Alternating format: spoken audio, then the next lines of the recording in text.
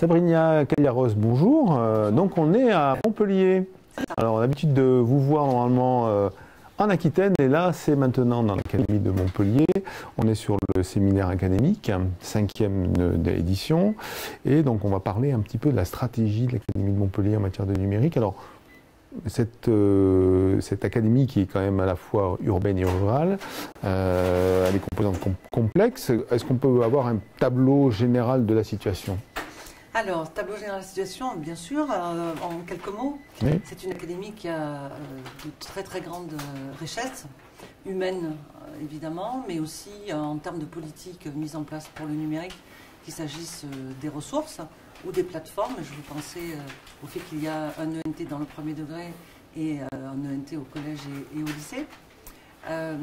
Donc, à présent, face à toutes ces conditions favorables pour les usages du numérique, il s'agit de développer ces usages-là, de faire en sorte que nous soyons un véritable territoire apprenant dans toutes ces composantes, qu'elles soient urbaines ou rurales, dans la mesure où le numérique peut être un lien fabuleux.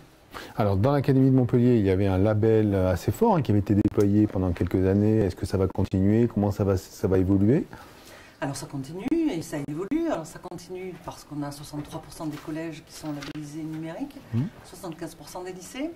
Nous partageons évidemment le label lycée avec notre académie sœur, celle de Toulouse, au niveau de la région académique. Nous partageons les ressources, puisqu'on a mis à disposition de l'Académie de Toulouse les mêmes ressources que le cartable numérique. Mais il y a une fusion des politiques au niveau de l'Occitanie. Tout à fait, vraiment. Et ça se fait en très bonne entente. L'évolution au niveau de l'Académie de Montpellier, c'est que nous allons ouvrir un label école, de sorte que tout le parcours de l'élève soit autour du numérique de l'école jusqu'au lycée. Donc c'est en cours, on est en cours de construction des critères et nous travaillons de façon assidue parce qu'il fallait bien commencer par une ville, par la ville de Montpellier. Et nous avons, pour vous parler ne serait-ce que des ENT, 60% des ENT qui ont adhéré à l'ENT école. Donc ça veut dire que le numérique, c'est pour tout le monde, bien sûr.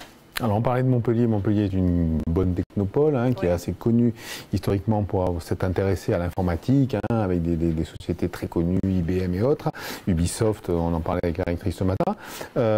C'est aussi un bon vivier de EdTech, de start-up, et sur lequel vous comptez aussi pour développer des choses? Évidemment, parce qu'on a besoin de 109, de regards qui peuvent se croiser et se compléter. Et les startups sont tout à fait au fait de ce qui est bon pour les jeunes, puisque la plupart des entrepreneurs sont très jeunes, et s'intéressent à l'éducation, et on est sur le principe des EdTech. Ne pas oublier que Montpellier, c'est le 2e incubateur mondial, le BIC, au titre de sa collaboration avec les universités, et que nous souhaitons travailler avec les universités dans le principe de la recherche-action et de la complémentarité, toujours pour avoir en tête que l'usager est au centre et que c'est le parcours de l'élève, de l'école à l'université qui nous importe. Alors, l'Académie de Montpellier, c'est Montpellier, certes, mais c'est aussi, on va des PO jusque derrière, enfin pratiquement dans les Cévennes. C'est du rural profond. Et qu'est-ce qu'on fait en termes de politique sur ce genre de choses? Alors, vous avez tout à fait raison d'insister sur le fait que c'est une région qui est riche de ces différences. Et c'est une académie qui est vraiment intéressante pour travailler avec le numérique, parce que le lien social que peut représenter le numérique est tout à fait fondamental. Alors je vous donne un exemple. Pour tout ce qui relève des usages, nous allons avoir des correspondants sur tout le territoire, attachés à un département, bien évidemment, puisque c'est encore l'organisation qui est celle de la France, mais qui seront aussi des correspondants pour tous les collèges et tous les lycées et les écoles, évidemment, en lien avec les corps d'inspection.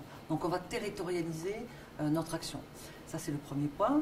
On va faire en sorte que le numérique, et notamment au travers des ENT, ait cette fonction de lien, parce que voilà, les territoires peuvent découvrir ce qui se passe dans d'autres métropoles par l'intermédiaire du numérique. Et au niveau de l'ENT, je vais parler de celui du premier degré, mais ça sera vrai aussi pour le futur ENT du second degré, puisque nous sommes en fin de marché et donc en renouvellement de l'ENT. Dans le premier degré, on a une fonction de défi pour l'ENT du premier degré de l'Académie de Montpellier, qui permet à des écoles de se poser ensemble un défi et d'y répondre ensemble.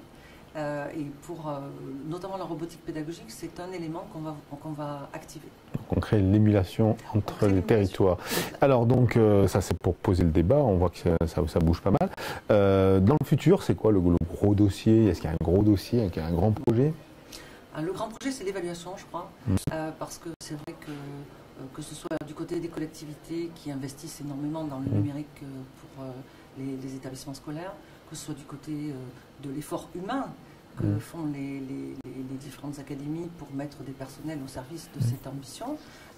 À présent, il faut qu'on évalue, mais qu'on évalue avec des outils propres au numérique, à savoir que toutes les recherches que nous avons, enfin du moins tout ce que nous avons en termes d'évaluation, que ce soit l'OCDE, PISA, sont sur des compétences qui ne sont pas forcément celles du XXIe siècle. Et je pense que pour le numérique, on peut se forger des outils qui nous permettront de voir quelle est la plus-value, quelle est la valorisation par rapport à des compétences de production, de collaboration, d'autonomie, qui sont celles qu'on souhaite aujourd'hui pour les jeunes dans les métiers de demain. Merci. Merci à vous.